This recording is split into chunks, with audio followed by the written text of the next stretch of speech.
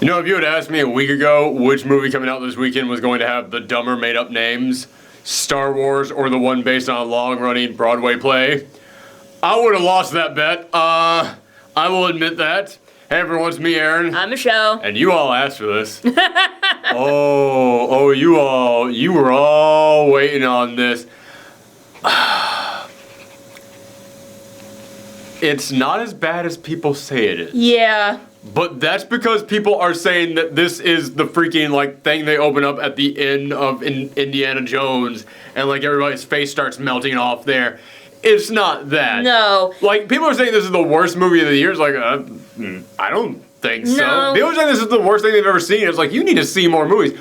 That being said, no, it's not good. No, this is not good at all. And that's kind of what disappointed me most. I was dude, if you're gonna be bad, at least go all in on it. Exactly. At least be a train wreck. And instead, this was just this is just a bad film. Yeah. And I see those a bad film. I see those all the time. A bad film with mediocre CGI, Yeah. We'll talk about that in a second. Yeah, we'll get to that. But yeah, I just gotta put that out there right now.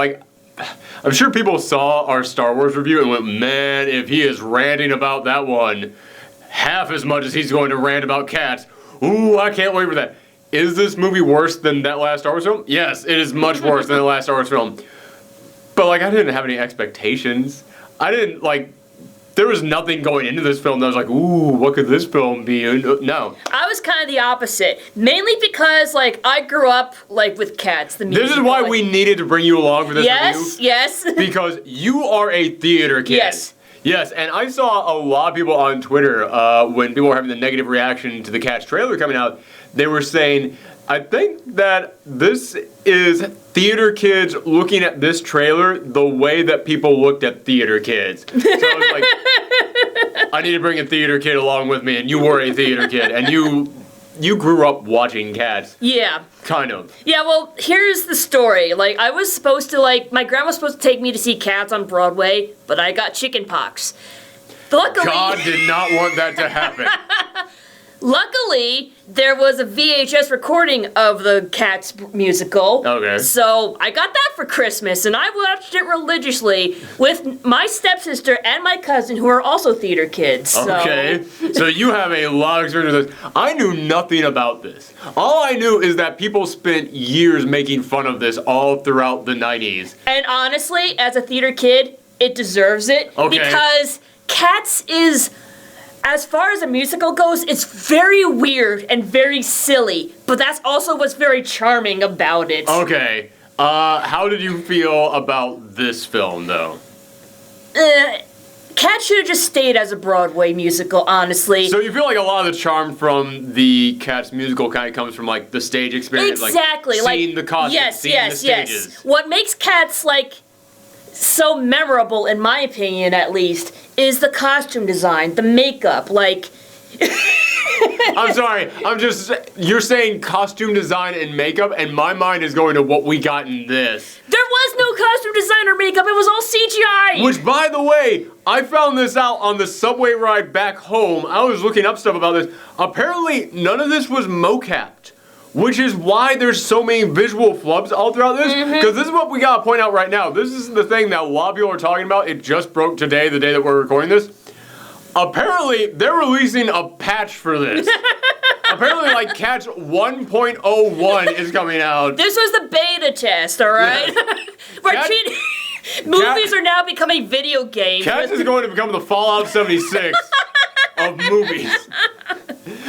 How great would it be if they did become the Fallout 76 and they release a patch for some of the visual mistakes, but then they screw something else up in there? The patch has another problem that wasn't in the original release? It created a glitch or something? Yeah, and I don't, people are saying, well, we don't know when this patch is going into effect, which I love calling it a patch. I don't know why that cracks me up. But people are saying, I don't know when this patch is going into effect, and a lot of people have said, okay, the thing to look out for, and this is the thing that everybody's talking about, is that there's one scene where Judi Dench has her wedding ring on in a scene. I didn't see that, but I also didn't see, I've seen the screen cap that people have of this shot. They're no, look for this shot. I didn't see that shot, so maybe I just looked away for a second. Maybe I just was rubbing my head at one point. I was doing that throughout this film. Make no mistake, just because I don't think this is as bad as everyone else says doesn't mean that it was a pleasure to sit through. However, even though I did not notice that shot of Judi Dench with the ring on her finger, there's still so many other things in it. Oh, yeah. There is like one moment that I turned to you and I was like, look, there, look at that. There is a moment in which they are lifting up, who is it, James Corbin? Whoever that late night show guy is after Stephen Colbert. They're trying to lift him up, and there's two cats pushing him up in the air, and they're wearing white sneakers. Yeah, like the thing is, I saw those cats wear white sneakers earlier, so I thought it was like part of their costume design because there are some cats that wear articles of clothing. Except like all the other articles of clothing are like old beat up boots, tap shoes. These are modern day Reeboks are what they're wearing.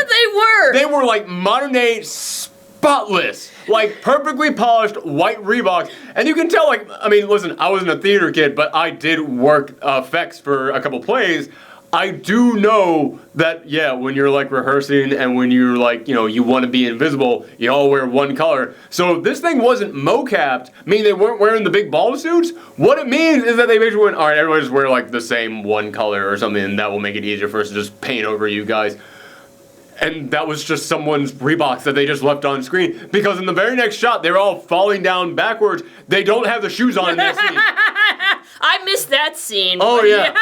Oh, yeah, it is very clear from shot to shot. They are and are not wearing those shoes. Although, granted, there was a Sonic movie trailer before, so it was like, oh, animals wearing shoes. That's normal. Oh, can we just point out, again, we're still not even in the movie yet. Can we just point out, they had no goddamn idea who to advertise to in this movie. Oh, no, they showed, the trailers were all over the goddamn place. We had, like, Lin-Manuel, who's the guy from Hamilton? I keep forgetting his name, but sorry, but the guy who made Hamilton, you guys know me, I do not remember names. But he's got a new play coming out, not a new play, but a new musical that's made entirely originally for theaters, and it's going to be this big, touching thing that's all about immigrants and dreamers being kicked out of the country. It's like, oh my goodness, that's a very big, important thing. They showed the trailer for that right after the trailer for the Sonic film. And before that was like another, like it was Dave Bautista has to take care of a 9-year-old and teach her to be a spy. I was like, who the fuck are you? What? They have no idea who the audience is for this. They really don't. It's theater kids. It's theater kids who grew up with cats. That is the main, like, demographic. Hope those theater kids who grew up with cats are willing to spend $100 million on this movie. Like, honestly, I think they just want to see it just to see how screwy it is. Oh, yeah. Yeah, this is like a Batman fan, like, happily watching Batman and Robin. Honestly, just so you can be like, yeah, man, I know it's a stupid, goofy callback to a thing that doesn't hold up today. I don't care. You know, it's fun to make fun of it. It's funny you mentioned Batman and Robin because the set designs remind me so much of that movie. It has like, that level of camp to it. It does. It really does. It has that level of camp to it. Which, by the way, the set design is probably the best thing in this entire film. Yeah, it's like that. Once again, like just because it's campy doesn't mean it's bad. No, it's like campy is fun, especially like with the Cats musical because you know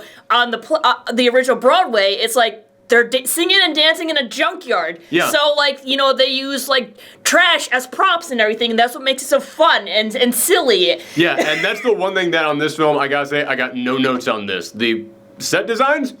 Very good. I actually really like the set designs on this. I gotta give them credit on that. That's really the only thing that I can compliment in this film that doesn't have like any like little asterisks on there of like, but. By the way, we're not even done talking about like the visual flubs in here because everybody's talking about Judi Dench's ring as like the look for the ring. That's all you'll know if like they patch that thing out. Is nobody gonna mention the fact that Judi Dench's face changes every time that cuts to Judi Dench? Like, they did not know what they wanted to look like. The very first time that Judi Dench's cat appears in this film, she has no effects on her face. Like, she's got the ears coming out of her wig, and she's got like a big fluffy scarf on, and then she's wearing her big fur coat, but her face is a perfectly human face. All the other cats are like human faces merged into a cat body.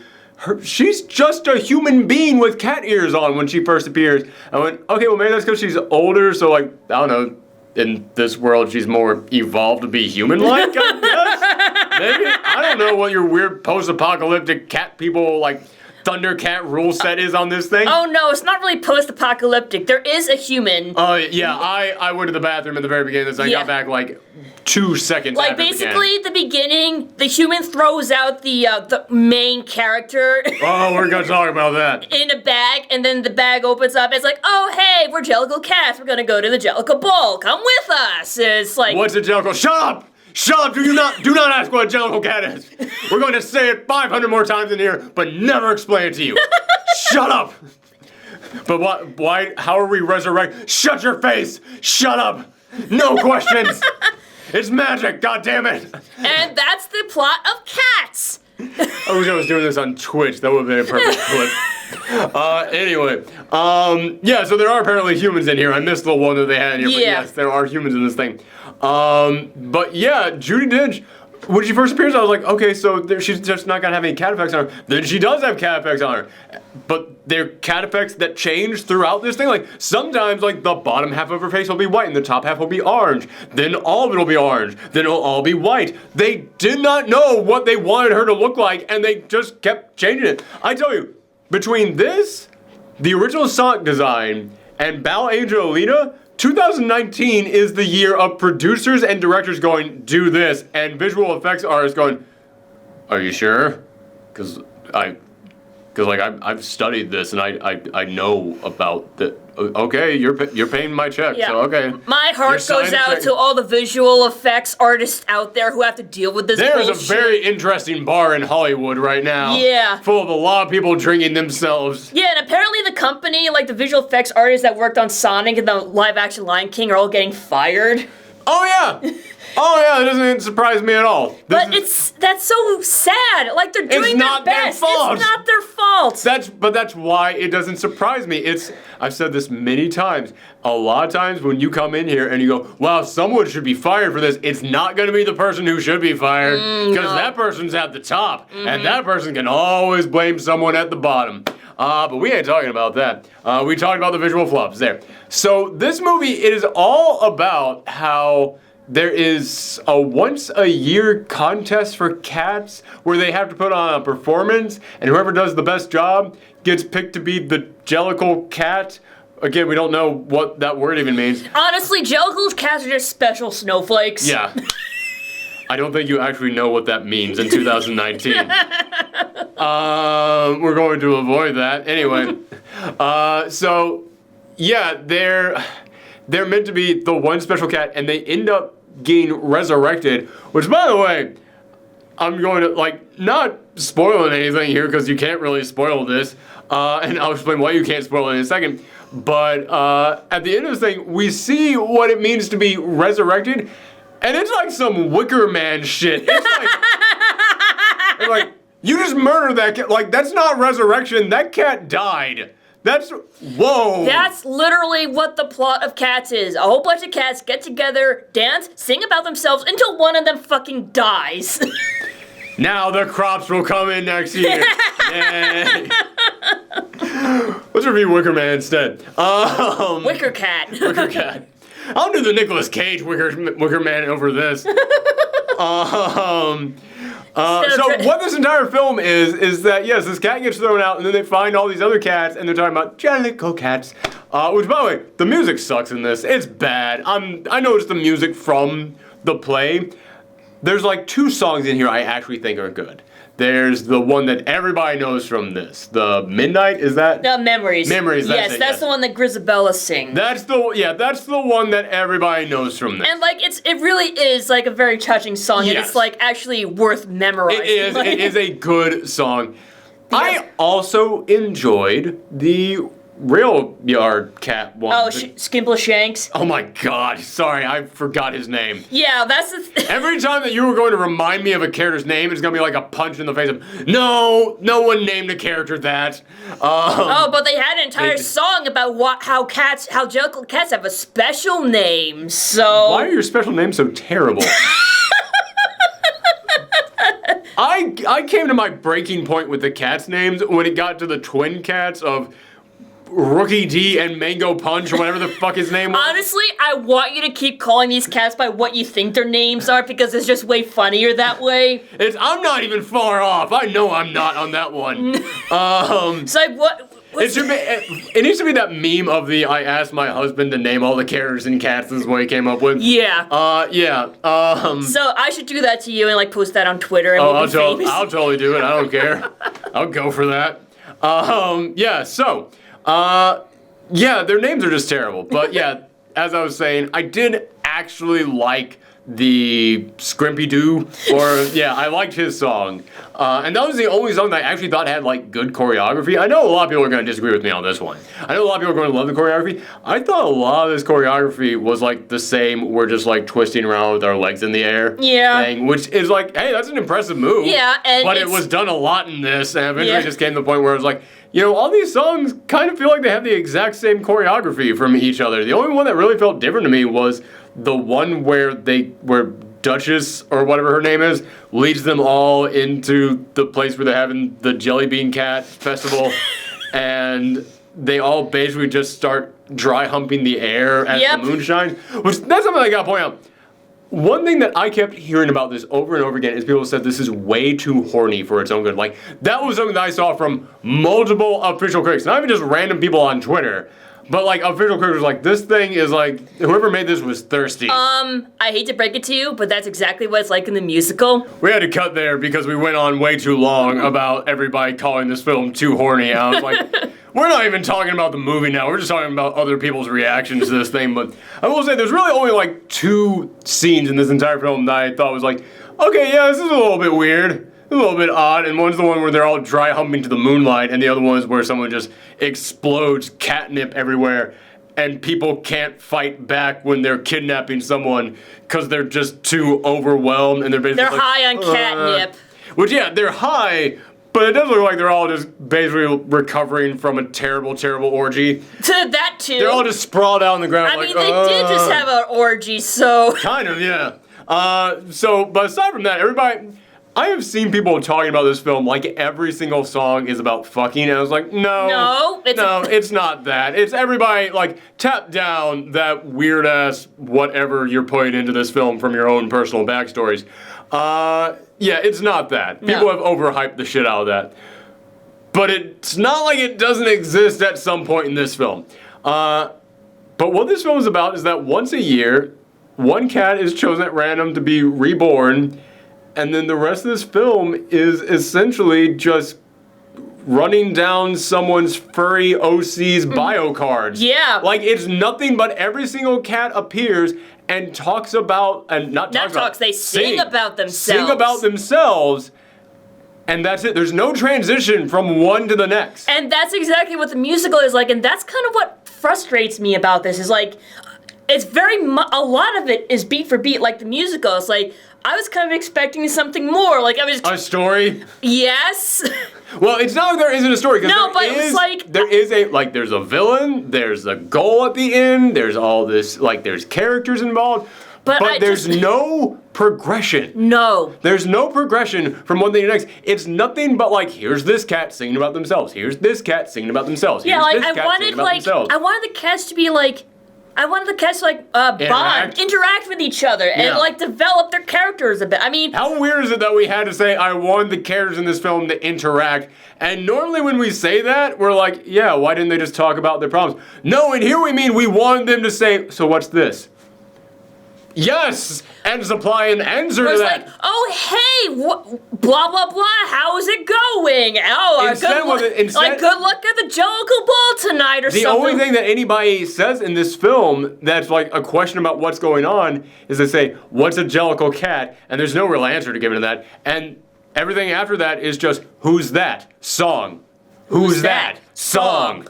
That's terrible. That is an awful way to tell a story in here. And... it really, I had to pull out my phone. I had to pull out my phone and check the time on this. Because our protagonist, the one who we follow at the beginning, the one who's being exposed to this world for the first time, the one who is really, according to the laws of storytelling, supposed to be the avatar for the audience because they're the one who doesn't know about this world, just like the audience doesn't, so they're the one who's going to be experiencing it for the first time, just like the audience is. they don't actually say anything outside of "who's that?" until an hour into the film. An hour into the film is when they finally sing a song about themselves. And here's the thing, that song was not even in the musical. I didn't know that. The song that Victoria, is that her name? Are you asking me? Yeah, well, the white cat, the main protagonist, quote unquote. Yeah. That she sings. If you had to pick one, even though she has the least amount of lines of anyone in this movie. Like, she sings, but they added that song in because I guess they felt bad for not giving her a song. Also, at the end, they sing that song about a different cat, the cat that she was singing to when she sang that song. Grisabella? So, yeah, Grisabella. So I was like, so is this even about you? Like, it made me look back at that moment when she finally sang about being thrown out on the streets. And then at the end, they sing that song about a different cat, and just the cat that she was singing it to the first time. And I went, oh, so I don't even know if this was you finally expressing anything about yourself in this film, or if it was you expressing things about the person you're talking to. So I don't know. There is nothing to you. It is the most non-existent protagonist I have seen in any film this year, maybe in my entire life. And I'm not saying that lightly, because there is literally nothing to this character other than just saying, what is that? Who is that? Yeah, like That is it. In the musical, like, they address the audience, like, and so, like, the audience is the one that kind of, like, gets involved. They explain to the audience what the cats are. Oh, so does this character exist in the musical? She does exist, but she's, like, a background character. Oh, okay. Yeah. Oh, wow, that's kind of opening my eyes to this a little bit. Like, oh, wow. Oh. Man, it is really striking to me, the way that you were describing cats. It's really hitting me how they just, like, copy and pasted this from the theater to the movies, and you can't do that. You can't move from one medium to the other because all mediums follow their own different sets of rules. There is one difference. Well, actually, there's a few. Like, in the original Old Deuteronomy, like, the head honcho, he's a girl now. Oh, yeah. Oh, Judi Dench. Okay. Yeah, Judi Dench plays Old Deuteronomy. She was originally supposed to be a boy, but that's honestly a very minor. What about old Gus or whatever his name is? Was that still a man in the? Yes, okay. Like Gus. Funny thing you brought that up. Gus the theater cat. He was originally like the character he performed at theaters was actually the pirate cat on the boat. What? Yeah. No, I don't mean what as in, like, I don't believe you. I mean, I didn't understand a thing you just said. All right, you know how the villain, McCavity, like... Yes. Oh my god, we haven't even talked about the villain in this. All right, yes, go ahead. So, McCavity, you know how he's, like, making all these cats disappear and, like, putting them on a boat so they can't go to the Jellicoe Bowl because he wants to cut down the competition. Got it. The cat that's on the boat... Yes. That was supposed to be a character that Gus the theater cat played in his younger years. Oh! So in this movie, Idris Elba cat, he kidnaps all the other cats, which, by the way, I kept hearing people say that he just makes them disappear. I thought it meant like drag you off screen. Yeah. No, he literally just poofs and they turn into dust. You Thanos away. Like, this dude just has the ability to teleport people away in a cloud of smoke. And which, even by this movie's weird, we have cat people dancing around their own world and there's resurrective sacrifices. Even that you look at, you just go, nope, not buying it anymore. I was with you on the dancing cockroaches. I was with you on the cat people. You lost me here. I am gone. Like, the thing is, he's supposed to be a magic cat, which is why he can poof the cats away. And there's another magical cat, Mr. Mistopheles. We're not on that yet. No, we're not. We're still on this. Yeah. We're still on the fact that when he poofs people to his bars, there's a cat there who's in charge of watching over them, and you're telling me in the original play, the one who watches over him wasn't a character, it was a character within that play that the actor cat used to play. Yes. That is dumb as fuck. That is stupid. Your play is bad and you should feel bad. Okay, maybe it might work in the play, but God, that's how you decide to interpret that shit into your movie? That's a terrible decision. Oh my God. Wow. Wow. Oh. Holy cow. I used a Batman reference earlier. That'd be like if the villain of the next Batman film was Matches Malone. Oh my god, that's a deep cut for you Batman fans out there. Wow. Sorry, that's just mind-bogglingly stupid. That makes no sense why you would do that. Sorry. Okay, all right, going back to this. So there is an evil cat who has magic powers and is teleporting people away to a stinky barge out on the ship, which... I'm gonna get to it later, God. Remind me to come back to the escape scene.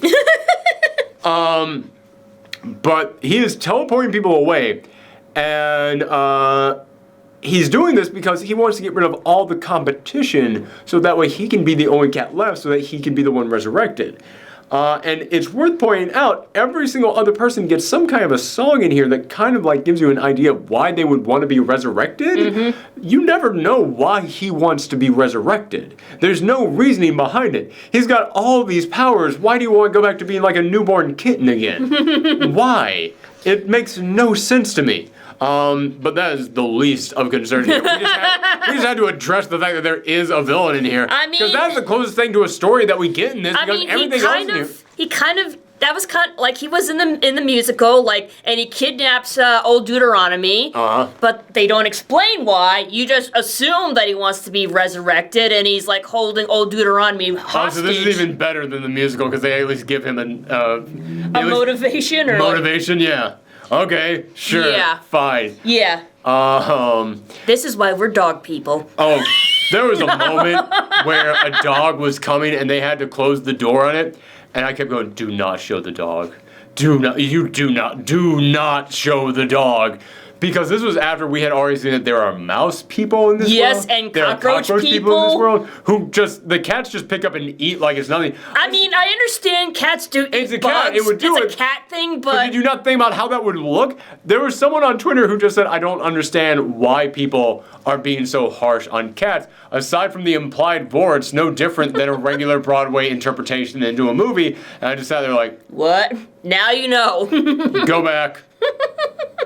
Aside from the what now? And yeah, there are moments in which they just will gladly just stop and eat another humanoid creature while it is screaming out, no! Ow. And it's like, it's mostly Rebel Wilson who does the eating of stuff, despite the fact that she, for once, is not the quote-unquote fat one in the movie.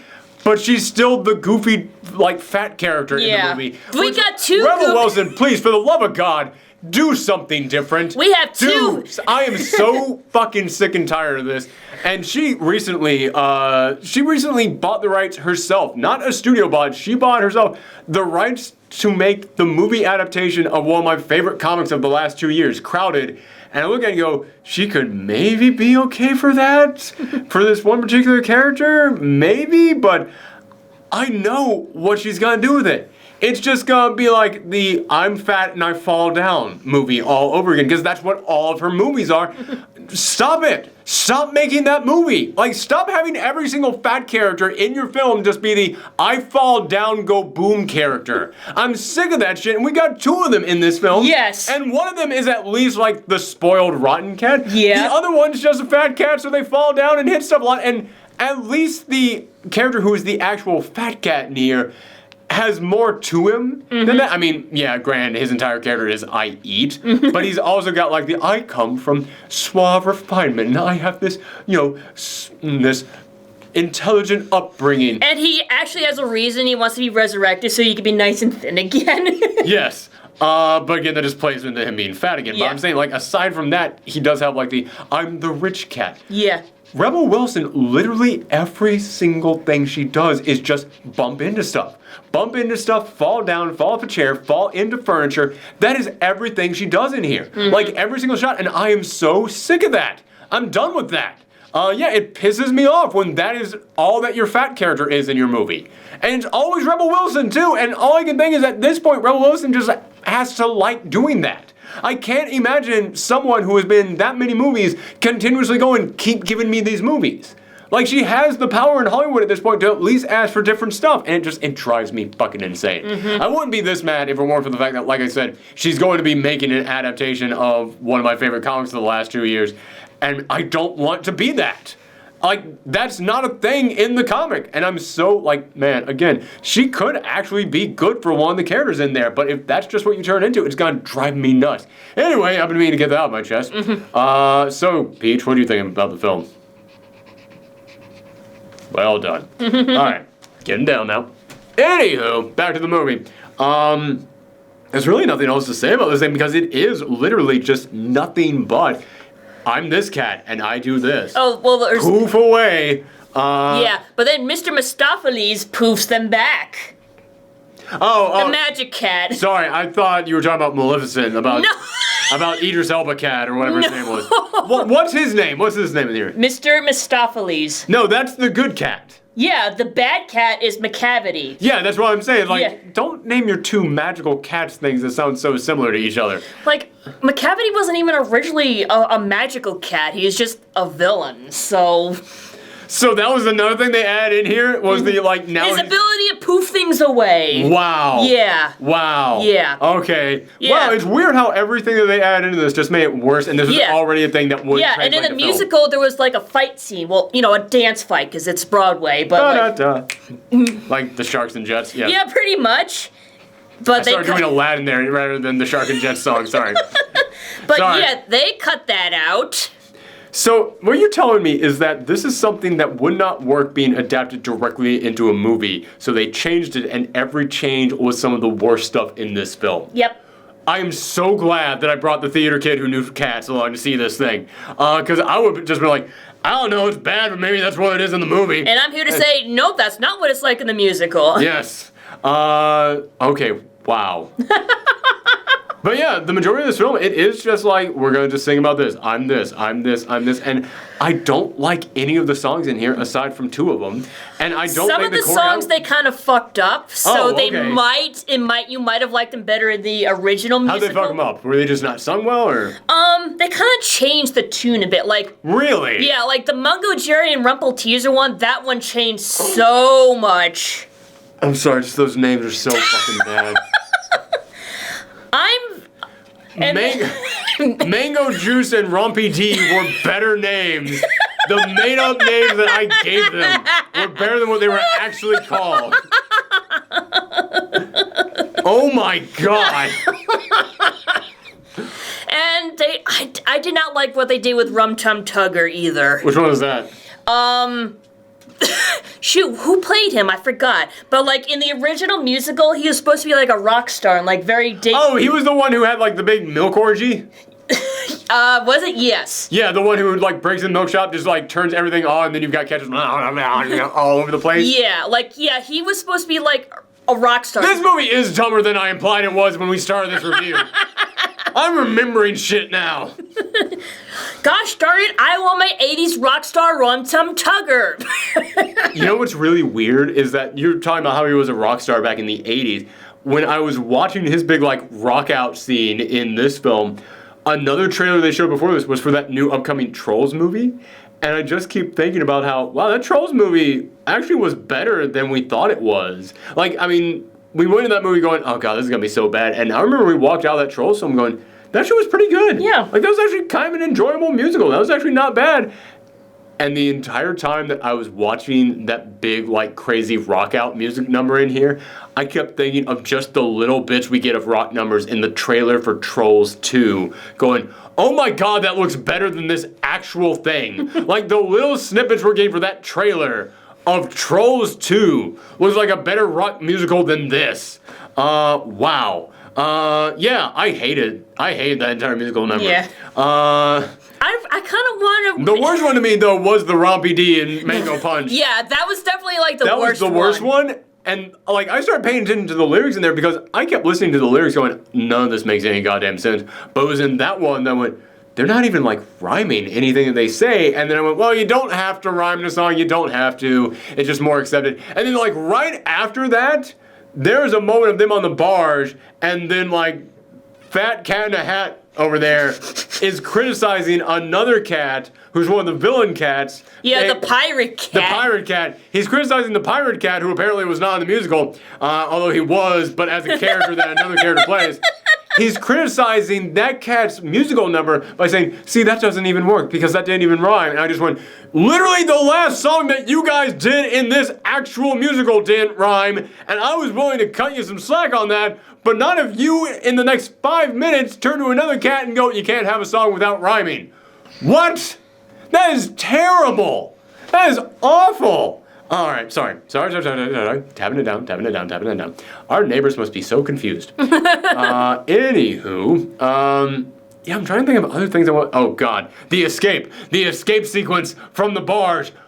That is one of the worst things I have seen all year. Mm-hmm. That moment where they escape is one of the worst things I've seen all year because they essentially just escape by just lifting up the chains they're in. I mean, Rebel Wilson unzips her cat suit to reveal the second cat suit she has underneath, which was something in her musical number, I'll give her that much at least. But she does that so that she can now be thinner to escape or whatever. But then, like, they go over to free another cat who's chained up, and they just lift the chains up, and they just come out from it.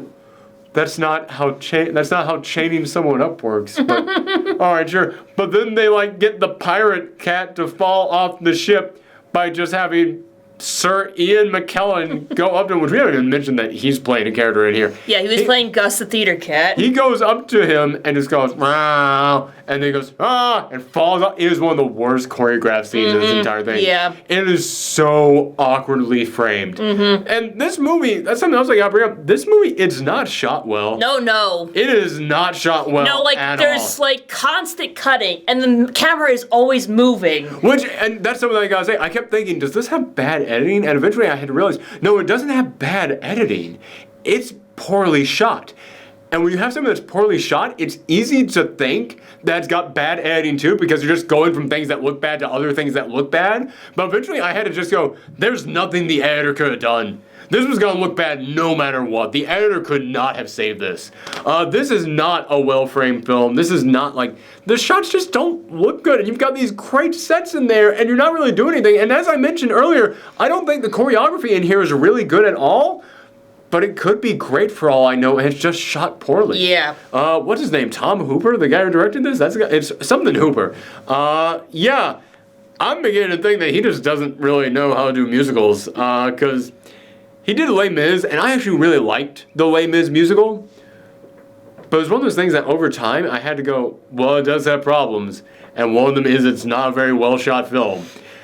And yeah, looking at this, oh man, this one, it didn't take me time to realize that. Maybe you realize it as you're watching it. This is not a well-shot film. Maybe it's because, like, musicals are, like, just shot on one stage that, like, when it becomes a movie, Tom Hooper's like, ooh, I gotta do all these dynamic angles and stuff like that. Oh, I would have killed for some dynamic angles in here. I think no, you can do dynamic angles in a musical. Like, a lot of musicals have amazing dynamic angles.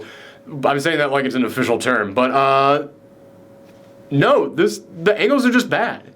The angles are bad. The camera's constantly moving around when it really shouldn't be, and standing still when it shouldn't be. It's just not a well-shot film. Yeah. None of the shots really show off, like, the big scenes of, like, all the cats coming together and dancing in unison. Like, instead, you'll have, like, these big things happening, and it'll be focusing on, like, 3 cats doing something, and it doesn't look like a big, spectacular number. It just looks like a bunch of people dicking around in cat suits. Yeah, this film, it does not really convey, like, the big, majestic sense that a musical should have. Okay, sorry. Man, I tell you, between this and Star Wars, I have come to realize that I get more heated up, like, if I didn't like a film, I will discover I didn't like it when talking about it in one of our reviews. Anything else that you want to say about this? Oh, Mr. Mistopheles, he's the one who poofs back Old Deuteronomy, and I don't know how to feel about his character, because in the movie, he's very timid, and he's, like, not very confident in his magic, but he develops this confidence, and apparently he gets a crush on the main cat girl. Yeah. But that's not in the musical. Because apparently the main cat girl is just, like, backup dancer, right? Yeah. But, like, in the musical, he's very confident. He's, like, you know, he's basically like Sigmund Freud, like, you know, big, yeah, like, big, majestic. Big magical, like, big show-off. but the thing is, he does not show up until his music number. So I'm guessing they wanted to do character development for him, and they chose Mr. Mistopheles because... Rather than the protagonist cat in this film? Which, Mr. Mistopheles' entire development in this entire film is nothing more than, I guess I can do the music number. Alright, sure, fine. Which, it's that, and also it's, I guess I like this cat, but that's not really developed at all, and part of it is because, like, the cat he likes, our protagonist, isn't developed at all. There's no journey or anything for her, which, at the end of this thing, when you've got Judi Dench there, turning to our protagonist, and just going like, you could be a jelly bean cat. And I was like, really? Because she did nothing. She contributed nothing to this at all. I kept thinking as we were leaving the theater, she could not have been in this film at all and it wouldn't have changed anything. And now you're telling me she wasn't in the musical. So I was like, oh, yep. Wow. Okay, nailed it in one. But I do have to say, that final musical number, I feel like that is the equivalent of a cat just licking its own asshole. Like, the entire last musical number is nothing but talking about how great cats are and how you should respect cats. Yeah. And I was like, after this, I'm never getting a fucking cat. I want a second dog now. Like a big one. To chase away all the cats. Yes. But once again, that is a song in the musical, and it makes sense because in the musical you're singing to the audience, but in the movie they're singing to each other. Yeah, and it's like. And then at the very end of this, Judi Dench then just turns to the audience and goes, maybe next time you'll respect cats a little bit more. I was like, no. No, this makes me hate cats even more. It really does. I want nothing to do with actual cats now. Yeah, the end of this thing, I had been, like, as I said, I didn't hate this thing because I mostly nothing this thing. I mostly was just like, I just end this, just be done. But I can manage, I can get through this thing. But when we got to the final musical number, I went, okay, and end. And end. Okay, you're still going. You should really end. Like, you can cut off at any time. It was the equivalent of that scene from the Futurama Christmas episode where Bender goes into that lady's house and you just hear, okay, that's enough. I said that's enough. Like, that's what was going through my mind in that moment. I'm just like, okay, big final cat number. And it's over, right? I said it's over, right? No, it just kept going. That was the one musical number that I flat out hated. I hated that number. Like, that was the moment I was like, I am ready to go. Why are you keeping me here? Yeah. So, God, there's something else I wanted to say. I already mentioned how bad the effects look at times, but yeah, I've seen people like making jokes about that. I don't know what it's from. I don't know what this is from, but it's that one GIF that's been going around the internet of the cat with the human face on it. Oh, yeah. Yeah, I don't know what that's actually from. Me neither, There's but actual moments in here where it looks that bad. Yeah. I am not exaggerating. Yeah. There are actual moments that are that bad. And I just keep thinking about, like, the costume design in the original musical. It's like, wow, they're actually really great costumes, and you can they actually see... have a fashion sense. Yes, they have a fashion sense, and it's like, Grisabella, she's supposed to be like this old, decrepit, washed-up cat, but you don't really get a sense of that in the movie. You don't really get much of a sense. Granted, it's because a lot of the times I couldn't understand what anyone was saying. Like, I tried to pay attention to everybody's songs, but there's a lot of times I was just like, I don't know what's going on. Gus, I hate saying this because I know Sir Ian McKellen is old. I know that, but I couldn't understand a freaking word he said in this entire film. There is one line that he says, it's like the last line that he says in the movie. I was like, did you just have a stroke right then? Because I don't think those were words. Oh my goodness. Yeah, it's sorry, I got off topic there for a second, but yeah, like, everybody's just a cat in here. Aside from, like, whenever a cat happens to wear clothing, and those were the ones that who had at least some personality. It was just so awkward and uncomfortable for me whenever I saw, like, a human cat do, like, a cat thing. It's weird. And I just kept thinking about the original premise of the Cats movie. It was going to be like a 2D animated film. It was going to be like Emblem Animation, the same people who did American Tail, and it's like... It is freaking insane that they did not just make this an animated film. And it's honestly, yeah. It is. I've talked about this many times, but like a lot of people out there, is because they just believe that cartoons are for babies. They're not something that you can have high art on. Well, this is what you get when you think you can do high art better than a fucking cartoon. This is what you get. Fucking 17% on Rotten Tomatoes. It's like, oh, it just makes me so angry as a fan of 2D animation and theater. It's just like, you could have had something really awesome and you just couldn't do it. It's like you either have animated cats doing, like, when you want a romantic moment between two characters, you either have two animated cats going in there and nuzzling their heads together, or you have humans dressed in cat-like attire acting like humans towards each other, and you trust that the audience understands they're supposed to be cats because we've been paying attention to the film.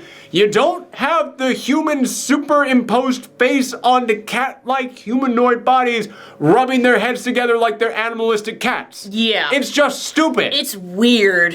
Man, okay, we mentioned how a lot of people were saying this movie's too horny for its own good. I was like, you guys are blowing that out of the water too much. Because, like, a lot of these people, they're referring to things of, like, when the humans, like, rub their heads against each other. Like, that's just cats acting like each other. Yeah, it's not too horny, it's just too weird. Yeah, exactly. But if it turns out that happens to be, like, Tom Hooper's secret weird fetish, then maybe it is. Because you look at this film, and it's just like, I think this might be, like, somebody's thing from behind the sets. Honestly, like, I feel like 2019 is the year where I'm just, like, fed up with all this visual effects bullshit, and I just want things to be animated or live action. Yeah. And I feel like you should use practical effects as much as you can and only use CGI when necessary. How much goddamn better does Baby Yoda's puppet look than any of the old, like, CGI Yoda from the prequels look?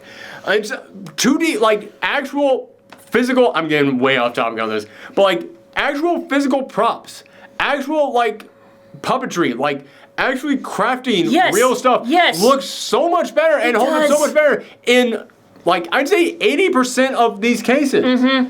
And this is one of those films where it's like, why the fuck did you think any of this was honestly, if the theater people can, like, put on those costumes and makeup and perform 2 shows a day for, like, weeks on end, I don't see why you can't do that with movie actors. But it is so worth pointing out that when it comes to the costumes that they wear in the actual stage production, they're not trying to look like cats because they know that would look fucking stupid. They're trying to look like a fashionable sense of, like, a cat-like theme to them because they've got, like, this was made back in the 80s, so they had, like, those big go-go boots on, or, those big furry, like, the leg warmers. The leg warmers, that's what they were called, yeah. And they've got, like, fur in places that make it look like it's part of a jacket or part of, like, a big scarf on them. Like I meant, like, the Lion King musical, like, that's a great... Yeah! Like, those costumes are phenomenal, and you still understand that That is so much better than just, like, having a fucking, like, cat mouth that's going, nom nom nom nom, can't wait to be king, nom nom nom. Yeah, it is really, this has been the year in which if you are just a fan of practical effects, if you are a fan of 2D animation, if you are a fan of just 3D animation, you just got shat over by Hollywood, who just kept coming in here going, that's baby stuff, nobody wants that. Thankfully we have Netflix because of the Dark Crystal and Claws. Dark Crystal, Claws, goddamn, man. Yeah, wow. This is the year in which, like, that Civil War is beginning. And I got news for you. If the people on the animation is for baby side is turning out cats, we won by default. If that's the best you got.